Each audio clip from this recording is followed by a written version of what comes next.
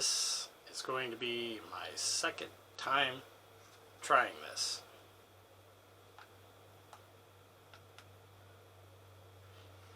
I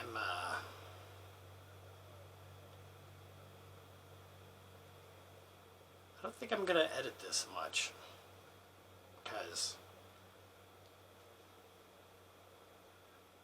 I want to be as natural and as realistic and show you the process of me going through this. But without further ado, let me introduce myself. My name is Jared, 41 years old. I'm a trained, licensed journeyman electrician of 15 years. Well, I've been a journeyman for 10, but I've been an electrician for 15. I have 3 children. I've been divorced. Recently moved back to my hometown in central Illinois so that I can be closer to my children. I grew up in this small little town of 15,000 people. Lived in a town of around, I think, close to 250,000. Then moved to Houston and lived there for 7 years. Then lived in the Denver area for another 7. So yeah, I've had some experiences. I've been out of the country. I've definitely seen a lot of different things. What am I trying to do with this? I've always been political. I've always believed in discussing what is going on and what is happening in our government and staying informed of it. I tried to unionize when I was 16. Yeah, I've just always been someone who, wants the best for everyone. I wrote a script when I was feeling very disturbed by what I see going on in this country. So my plan is I'm going to film myself reading it, and I will then clean it up a little bit probably, and I will load it on my YouTube. I have my channel. I'll be loading it onto all my socials. I'm not looking to make tons of money off of this stuff. I want to get my voice out there for the voice, to help voice things that others can't or don't have the ability to do.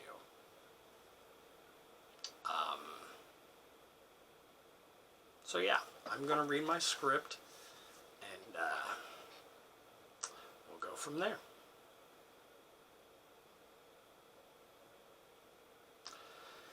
We are truly at a precipice that we may never come back from. We can stop it, but will we? I've been truly struggling with the whole news cycle lately because that's what they want. They want us overwhelmed. They want us to feel defeated. Why do they continue to make it harder for every one of us to just live? Why do they continue to make us feel as if we can't affect change? Wait. Who are they? They. The other, the outsider, the illegal, the minority. These are all words found in our political vocabulary. Often, it is used to make you afraid of someone or the loss of some imagined cultural or moral personality to the country. Now, when I specifically choose the pronoun they, I use it to take the place of the true outsider, the minority, the other, in what should, in my opinion, be illegal. the ultra wealthy. The ultra wealthy are amassing wealth on a scale unheard of in human history. There's absolutely no reason for this. We used to actually believe in investing in our people and in our businesses. We even gave companies incentives to put their money back into the company to improve that company. When we began to make it seem as if the ultra wealthy were the only ones that could possibly be the job creators, we lost the plot. Anyone with a basic understanding of economics will inform you that when the consumer has disposable income, the economy will boom. Since the 1970s, the ultra wealthy have been systematically dismantling everything we created to stop them from driving us into the next Great Depression.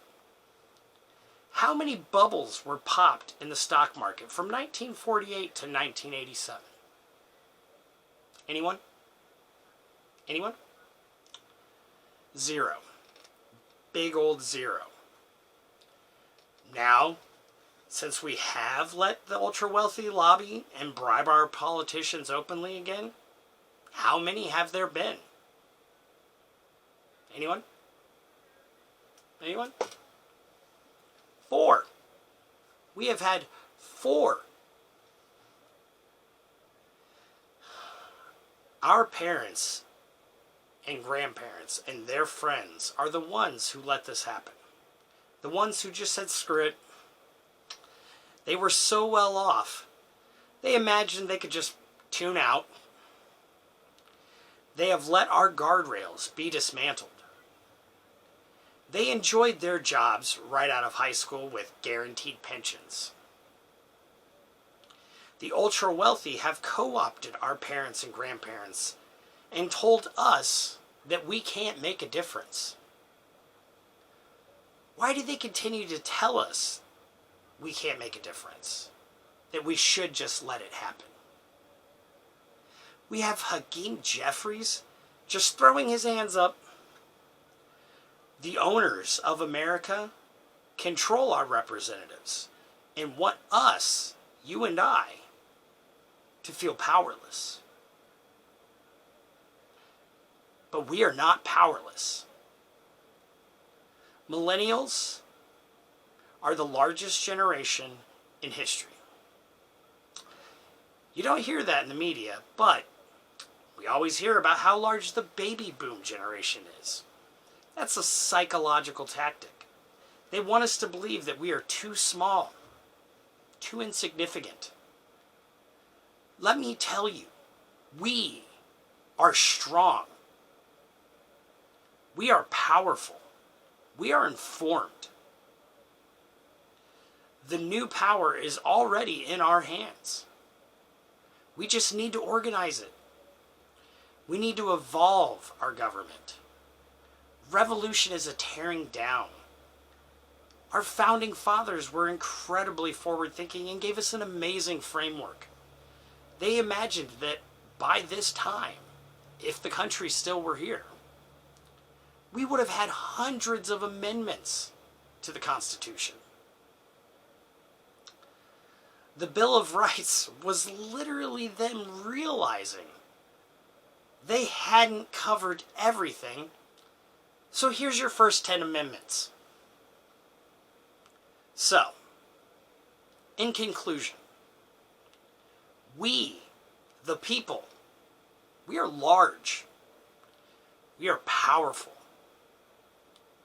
We are the labor. We will evolve our framework to fit the world that we see as the real possibility and the real future. Let us revolt by evolving our government. Evolution from revolution.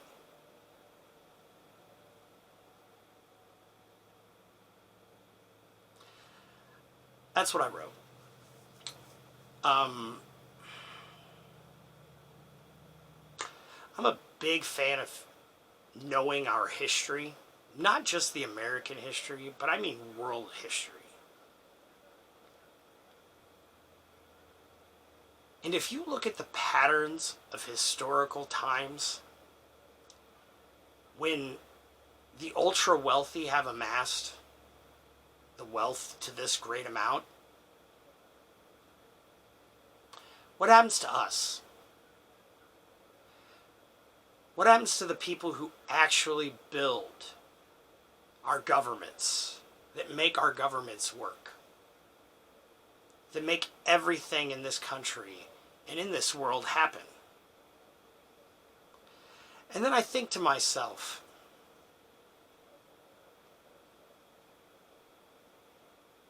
money no longer is held to a gold standard.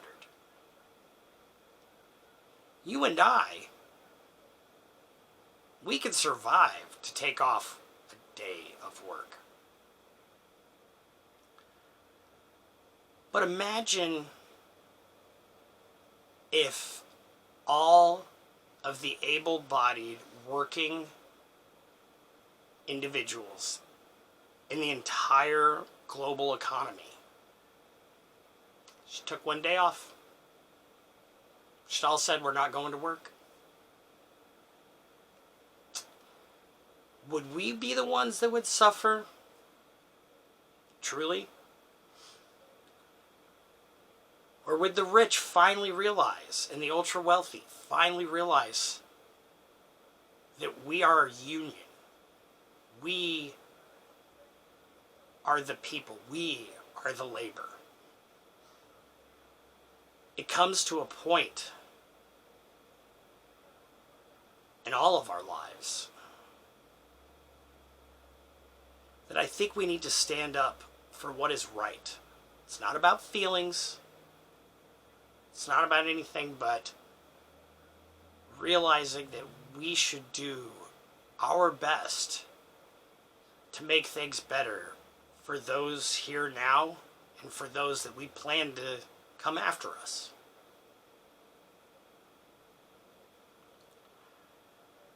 I have 3 small children, all under the age of 10. One of them is my baby girl.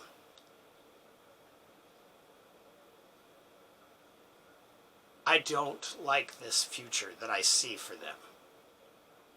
My oldest is autistic. He has ADHD. I realized I had ADHD by observing him. We have made so many great advancements that we can't go backwards. We have to keep moving forwards. I'm doing this right now as an unemployed man because I chose not to work for any of these horrible contractors that I have worked for in the past, that all they want is to get the job done and get paid. I've got integrity. I want things to be better. I would love to be able to get paid by doing this, but I'm nobody. I don't want to be famous. I don't want to be anything other than a voice for the voiceless. And I'm a white man, and I have white privilege. But I'm also a poor white man who has been a well-off white man. I've owned 2 different houses. I've sold both of them. Made tons of money. You know what?